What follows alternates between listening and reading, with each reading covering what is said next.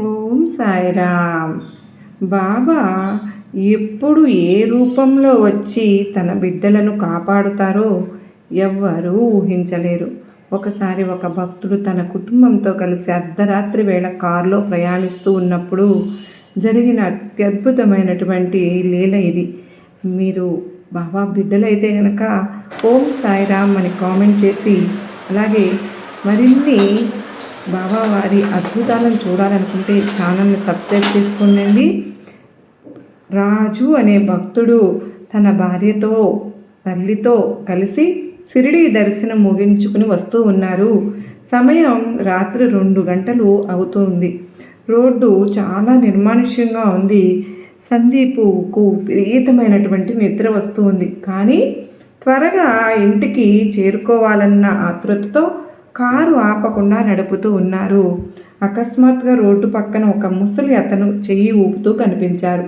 చూడడానికి ఒక సామాన్య ఫకీరులాగా కనిపించారు.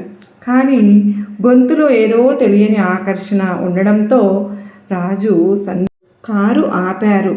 ఆ వృద్ధుడు కారు ఎక్కి వెనక సీట్లో కూర్చుని ఉన్నారు.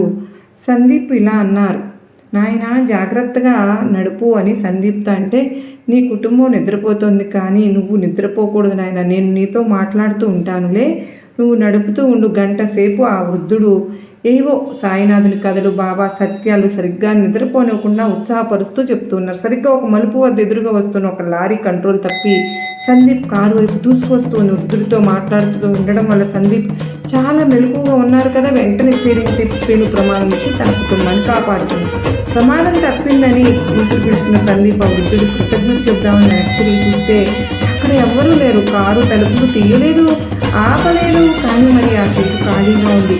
సందీప్ భార్య తల్లి నిద్ర లేచి కారు ఎందుకు ఆపావు అని అడిగారు. ఆ వృద్ధుడి గురించి అడిగితే వారు ఆశ్చర్యపోయి, కారులో మన ముగ్గురం తప్ప ఎవరూ లేరే, నువ్వు ఒంటరిగానే కారు నడుపుతున్నావు కదా అని చెప్పారు. అప్పుడు సందీప్కు అర్థమైపోయింది, తనను నిద్రపోనివ్వకుండా ఆ ప్రమాదం నుండి కాపాడింది సాక్షాత్తు ఆ షిరిడీ సాయినాథుడే అని. కళ్ళల్లో నీళ్లు. అక్కడే రోడ్డుపై బాబా వారికి సాష్టాంగ నమస్కారం చేసుకున్నాడు.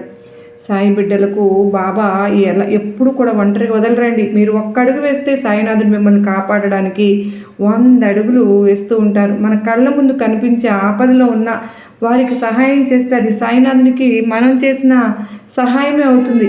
బాబా వారు మన దగ్గర నుంచి ఇలాంటి మార్పునే చూస్తూ ఉంటారు.